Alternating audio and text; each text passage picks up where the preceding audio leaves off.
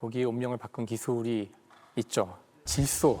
질소요? 질소는 뭐예요? 소예요? 아 이거 나올까봐 내가 조마조마했는데. 뭐 칡소, 흑소, 질소 이거예요? 아니 이거 제가 대신 사과 드릴게요. 이과 아닌가요? 아니 그 질소? 소 얘기하는데 갑자기 질소 해가지고. 그래서 아마 아 질소 없다. 질소가 비료가 되거든요. 비료에서 중요한 역할을 하는데요. 어. 땅에 지력이 떨어진다는 말 들어보신 적 그렇죠, 있죠? 한 장소에서 오래 농사를 한 작물만 지으면 네. 더 농사를 지을 수가 없게 되는데 아. 얘가 질소를 다 먹어서 그래요. 그래서 거름도 주고 뭐 이렇게 하지 않습니까? 바로 그 거름을 주는 이유가 거기에 질소가 있어 그렇거든요. 거름에. 굉장히 똥을 뿌리잖아요. 가장 가치 없는 것 중에 생명 물질을 그렇지. 주는 거죠. 어. 근데 한계가 있는 거죠. 그러니까 아니면 지금 질소로 비료를 만드는 게 그렇게 대단한 일인 거예요? 대단한 거죠. 엄청 대단한 일이죠. 예를 들어서 이 생명도 원자로 돼 있거든요. 주로 CHON 이 네 가지 원자가 제일 중요한 원자예요. 그래서 이 C하고 HO 이 세 가지는 쉽게 구할 수 있는 것들인 반면 이 N은 반드시 필요한 원자지만 이거는 이렇게 쉽게 구할 수가 없어요. 어. 아, 공기 중에 그렇게 많은데도? 공기 중에 이렇게 많은데도 응. 왜냐하면은 공기 중에 있을 때 혼자 원자가 있는 것이 아니라 두 개의 원자가 결합된 상태로 있어요. 질소 분자라고 하는데 문제는 이 결합이 너무 단단해서 잘 안 깨져요. 근데 생명체가 이 질소를 사용하려면 이거를 깬 형태가 돼야 되는데 네. 이게 깨진 형태를 고정 질소라 그래요. 네. 지금 표현이 이상하죠? 깬 게 고정 질소예요. 자연 상태에서는 두 가지 방법으로 깰 수 있어요. 네. 번개가 치면서 번개가 지나가는 곳에 있는 공기의 질소들이 깨져요. 어. 또 하나는 뿌리훅 박테리아라 그러는데 그런 종류의 특별한 박테리아 몇 가지가 얘를 깰 수 있어요. 네.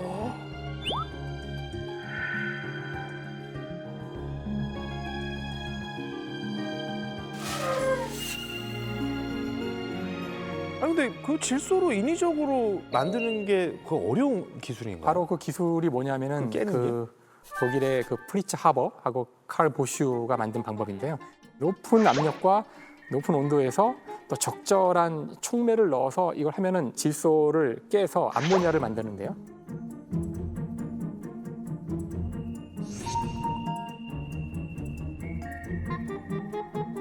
이제 그래서 우리가 이거를 공기의 연금술이라 그래요. 멋있잖아요. 공기로부터 인간의 비료를 만드니까. 그다음 더 중요한 거는 배양육도 보았지만 조금씩 2년 만에 만들어서는 안 돼요. 비료는 그렇죠. 양이 청야에다가 뿌려야 되는 거잖아요. 맞아요.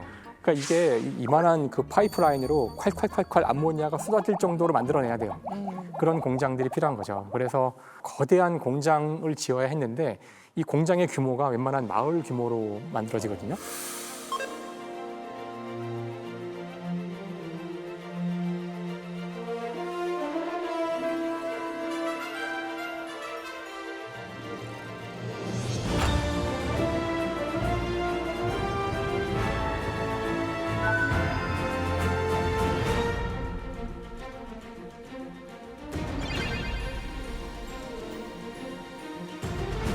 그러니까 질소를 가지고 그렇게 비료를 만들어내는 덕분에 이제 우리가 뭐 곡식 걱정도 덜 할 수 있게 되고 고기 걱정도 덜게 된 거네요. 그렇죠.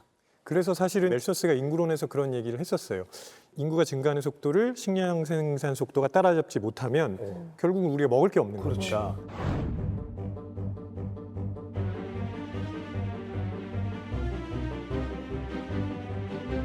근데 이 예측을 뒤집게 해준 아주 중요한 사건 중에 하나가 질소 비료를 만들게 된 거죠. 대략 계산을 해봐도 현재 인류의 절반이 존재하지 못해요. 아 못 먹어서? 그 당시에 질소 비료의 그 증가 추세로 쭉 계산을 해보면은 우리가 만들어낼 수 있는 농작물의 총량 가지고 부양할 수 있는 인구의 총 수는 3, 40억밖에 안 되거든요. 아. 현재 우리 인류는 80억 가까이 되기 때문에 네. 이 저희 가운데 4명은 존재하지 않을지도 아 몰라요. 그럼 MC를 나 혼자 볼 수도 있었던 거네. 저쪽 4분은 안 계실지도 몰라요. 질소라는 성분이 어디서 막 계속해서 퐁퐁퐁퐁 솟아나는 게 아니잖아요. 나오는 게 질소는 아니라 충분히 많이 있어요. 지구에 충분히 많기 때문에 그 문제는 크게 문제될 것 같지는 않은데 원래 이 지구상의 생명체의 총량은 고정 질소로 정해지게 돼 있는 건데 인간이 그걸 깨고 어떻게 본다면 자연이 허용하는 것 이상의 생명체를 막 만들어내고 있는데요. 항상 그렇듯이 이렇게 우리가 자연을 이렇게 교란하는 것이 뜻하지 않은 위협을 가져올 때가 있기 때문에 그래요. 조금 걱정은 저는 되더라고요. 예를 들어서 이제 비료로 쓰인 질소가 물속으로 흘러 들어갔을 때 원래 물속에 있던 질소의 양보다 늘어나니까 그 수생식물 생태계에 좀 영향을 줄 수가 있고 그렇죠.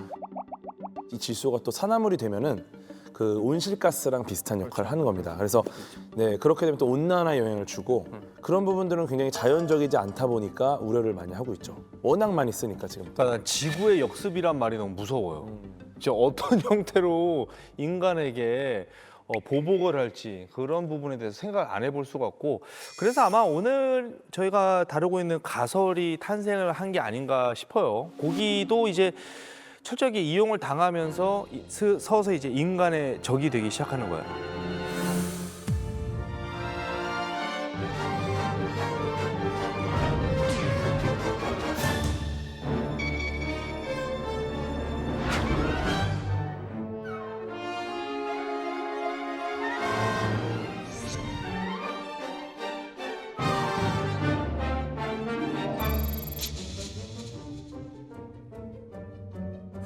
근데 영양소만 생각하면 콩을 먹어도 되고 두부를 먹어도 되는데 왜 이렇게 사람들은 고기에 집착을 했을까요? 사실 이건 좀 제 생각일 수도 있는데 물론 어딘가에 고기를 좋아하는 DNA도 있겠지만 그런 문화적인 것도 무시할 수 없다고 저는 생각해요. 생일이란 건 아무도 기념하던 날이 아닌데 왕이 생일을 자꾸 기념하니까 이제 일반인들도 태어난 날을 굳이 기억해서 따라한다든가 우리가 하는 많은 것들이 사실은 그 이전에 왕이 하던 것, 귀족이 하던 것, 부르주아가 하던 것, 상류층 이런 사람들이 하는 거를 그냥 모방하는 경우가 많은데요. 그래서 단백질 이런 에너지원만 생각하면 충분히 식물로도 다 섭취할 수 있는데 고기를 먹는 그 상류층의 모습이 계속해서 전해져 온 것이 우리가 고기를 너무나 좋아하는 굉장히 중요한 요소 중에 하나라고 생각하는데 이거 인문학적인 내용일 수도 있는데 비프라는 이름 자체에도 사실 그 역사가 들어있어요. 비프가 프랑스 말이거든요. 아 영어 아니에요? 프랑스어 비프가? 잘 못하는데 베프에서 나온 건데, 그러니까 원래 소는 카우, 억스, 불 이렇게 불러야 되는데 소고기는 비프인 거예요. 그거 몰랐어? 몰랐어. 그러니까 프랑스어 베프하고 같은 건데 영국을 한때 노르망족이 지배를 했었어요.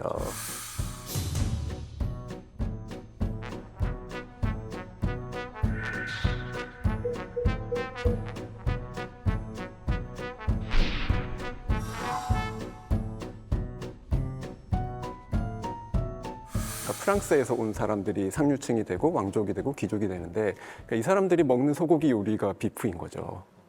그게 대중화되고 모두가 그걸 먹고 싶어 하게 되고 그래서 소고기 요리는 비프라고 부르고 소는 또 다른 이름으로 부르고. 배양육 얘기를 들으면서 무슨 생각이 들었냐면 언젠가는 배양육 기술이 아주 발달하겠죠.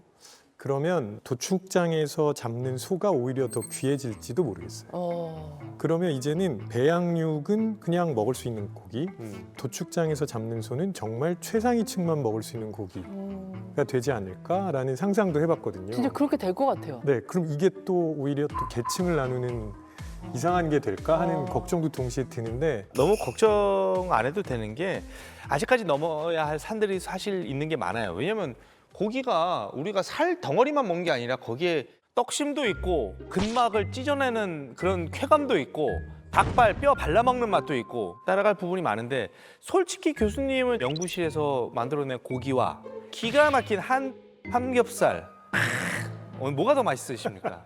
아, 이제 잠깐 카메라 끄고 얘기해도 되나요? 아니 솔직하게 말씀해 보세요. 자, 네. 클로즈업 하셔야죠. 아, 예. 사서 먹는 건 훨씬 맛있습니다. 예, 예. 그래요. 지금 식감 얘기 많이 하고 있잖아요. 근데 우리가 맛을 느낄 때 빠뜨리면 안 되는 게 뭐냐면 소리입니다. 소리요? 네, 청각이 굉장히 중요해요. 오 맞아. 예를 들어서 지금 감자칩을 드시고 계시는데 바스락거리는 소리가 안 나요. 묵묵하면. 짜증나. 그렇죠. 갑자기 짜증났어. 그러니까 그건 소리가 아니라 식감 아니에요? 아니요, 그 소리 자극이 들리잖아. 들어오면서 우리가 그렇게 경험하는 거죠. 아, 네. 그래서 실제로 실험을 했는데 달걀 맛하고 베이컨 맛이 동시에 나는 걸 만들었어요. 네. 그걸 닭장 소리가 나는 곳에서 그걸 먹으면 달걀 맛이라고. 계란 맛이. 네. 그 다음에 돼지 소리가 나는 곳에서 먹으면 베이컨 맛이라고 합니다. 아, 그래요. 그 정도로 소리가 중요하다는 얘기죠. 아, 네. 지금 배양육으로 이제 소고기를 만들었는데 그걸 구울 때 지글지글하는 소리가 안 나면 우리가 고기 먹는 느낌이 잘 안 들 수도 있다는 얘기죠. 그 소리 나요, 안 나요? 구울 때? 아, 좀 나긴 하는데 좀 다릅니다. 예, 예. 소리가 달라요. 아, 예, 예. 그 이제 불판에 사운드 제너레이터, 사운드까지. 사운드 제너레이터가 딱 올리면 기능이 있는. 이렇게. 그 말씀하시니까 진짜 이게 단순히 혀로만 느끼는 게 아니라 고기가 청각도 있지만 후각도 되게 중요해요. 정말 중요하죠. 후각. 코 막으면 이게 사과인지 양파인지 모른다면서요. 네, 식감만 비슷하기 때문에 네. 네, 맛을 느끼는 80%가 사라지니까 20%로 이제 검증을 해야 되는 거죠. 코감기 걸리면 그 맞아, 먹을 때 하나도 맛 못 느껴요. 맞아요. 근데 사실 과학적으로 냄새가 가장 어렵다고 알려져 있거든요. 사실 인간이 냄새를 인지하는 것조차도 아직 정확히 이해하고 있지 못한데 그 아 그래요? 그러니까 수용체라고 해서 결국 뭔가 인지한다는 거는 대상이 있고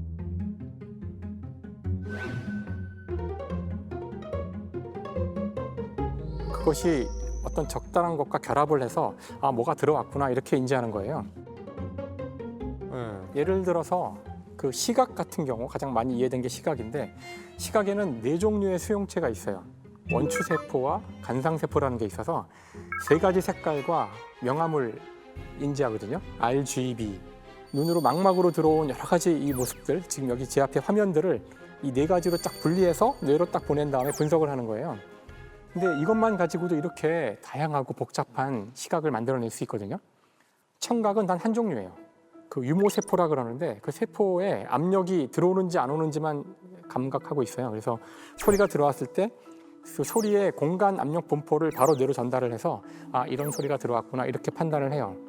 그런데 이 후각은 수용체만 알려진 게 400개예요. 이 후각에 대해서는 많은 연구가 이루어지고 있지만 여전히 이거 냄새라는 게 뭔지를 잘 몰라요. 무언가를 봤을 때 떠오르는 이미지랑 무언가를 들었을 때 떠오르는 뭐 이미지랑 방정식으로 따지면 1차 방정식, 2차 방정식이면 이 냄새로 왔을 때의 충격은 약간 고차 방정식, 막 너무 많은 요소들이 머릿속에 갑자기 떠올라가지고 사람을 유일하게 시간 여행을 시키는 감각은 후각인 것 같아요, 저는. 그러니까 지금 기억 나와서 얘기하서 그러는데 사실 참기름 냄새를 한번 기억에서 한번 꺼내 보실래요? 네. 꺼내지나요? 머릿속에서 지금 안 되거든요. 꺼내지는데? 나오는데요? 코에서 느껴지세요? 아, 코에서 느껴지진 않죠. 그러니까 머리에서 기억나죠. 한번 보았던 장면을 떠올릴 수 있어요. 어머니 얼굴을 떠올려 보라 그러면 기억에서 꺼낼 수 있어요. 네. 소리도 베토벤의 뭐 운명을 떠올려 보라 그러면 머릿속에 땅땅땅땅 칠 수 있는데 냄새를 한번 꺼내 보세요. 냄새의 기억을 꺼낼 수가 없거든요. 나 꺼내지는데 고소해지는데? 다시 집어넣으세요. 그래서 냄새가 이게 가장 어려웠던 이유 중에 하나가 정확히 냄새가 무엇을 지칭하는지를 몰라요. 아직 과학에서. 그럼에도 불구하고 냄새를 맡으면 바로 과거로 가는 이유는 냄새는 반드시 그 분자가 들어와야지만 느껴질 수 있어요. 네, 맞아요. 그러니까 그 분자가 내 몸 안으로 들어와야 돼요. 그러니까 상황이 같아져요. 그래서 오히려 그 냄새가 기억을 더 일깨우는 데는 도움이 되지만 그 자체의 기억은 없어요. 되게 신기한 너무 감각이죠. 어려운 기억이라 그 정보가 정답지가 정확하게 와야만 떠올릴 수 있나 보네요. 그러니까 어쩐지 길을 가다가 뭔가 향수 냄새를 딱 맡았을 때 그 향수를 뿌리던 여자친구랑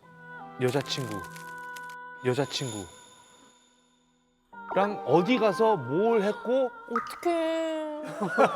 뭐 먹었는지 못 잊었나 봐. 그렇다고들 하더라고요. 늘. 그분이 아내신 거죠? 그렇죠. 근데 지금 우리가 걱정하고 있는 부분들을 어떻게 보면 한 방에 해소할 수 있는 게 세포 농업 아닌가? 약간 그 생각이 불현듯 들긴 하거든요. 뭐 이론적으로는 그런데 사실 그 세포농업 기술로 만든 그 배양육도 아직 좀 해결해야 될 과제들이 좀 있어요. 뭐예요? 왜냐하면 근육을 만든 거잖아요. 네. 그래서 초기에는 그 생물 의약품에서 쓰이던 기술들을 많이 가지고 왔어요. 생물의약품. 네네네. 사실 의료용으로 뭐 만들 때는 굉장히 고순도의 물질, 99.9%의 물질들, 기기도 굉장히 다 고가의 장비들을 써서 이제 만들게 되는데 소세포는 인간 세포에 비해서 좀 덜 순수한 소재를 써도 어떤 때는 뭐 이렇게 잘 자란다든지 그런 결과들이 나오고 있어요. 그렇기 때문에 대체 소재들을 많이 찾고 있고요. 그리고 또 에너지가 많이 들어가거든요. 왜냐하면 세포를 키우기 위해서는 배양조에서 세포를 키워야 되는데 그거 다 전기로 돌리는 거거든요. 지금 엄밀히 계산하면은 탄소 배출량이 지금은 그렇게 낮진 않아요. 지금은 그래요? 개발 단계이기 때문에 그렇죠. 그래서 그거에 제일 계산해야 될 문제고요. 사실은 고기가 고기다우려면 많은 그 향미 성분들을 넣어야 될 거예요. 그게 사실 몸에 들어가서 어떻게 작용하는지 뭐 긴 시간을 둬서 어떻게 되는지는 아직 잘 모르는 것도 많고 네. 그래서 그런 거에서도 좀 자유로울 수 없는 면도 있고요. 그리고 가장 중요한 거는 한국처럼 고기 진심인 나라도 없는 것 같거든요. 그 까다로운 이 맛을 맞추는 고기를 가능은 할 것 같긴 한데 그게 얼마나 걸릴지는 좀 그리고 또 그거를 사람들이 또 받아들이셔야 되는데 그렇게 되려면 또 뭘 넘어야 될지는 좀 아직 불확실한 게 많기 때문에 그 거쳐야 될 관문들이 많이 있다고 네. 볼 수 있습니다. 그러니까 참 고기 가지고 우리가 이거 한 회분 뭐 얘기할 게 뭐 많을까? 뭐 너는 레어가 좋냐, 미디움이 좋냐, 뭐 이런 얘기하다가 끝날 줄 알았는데. 진짜 이 정도 우리가 오늘 털었으면 가설 증명은 어느 정도 할 수 있을 것 같아요. 그래요. 가설이 뭐였죠? 고기 인류의 적이 된다? 처음엔 무슨 말인가 했는데 다시 확인을 해보니 참 철학적인 가설이었구나 이런 생각이 드네요. 고기, 우리 최상위 포식자 인간에게 먹히는 친구들이죠. 원래부터 아군은 아니었습니다. 적이 되는 게 당연하고요.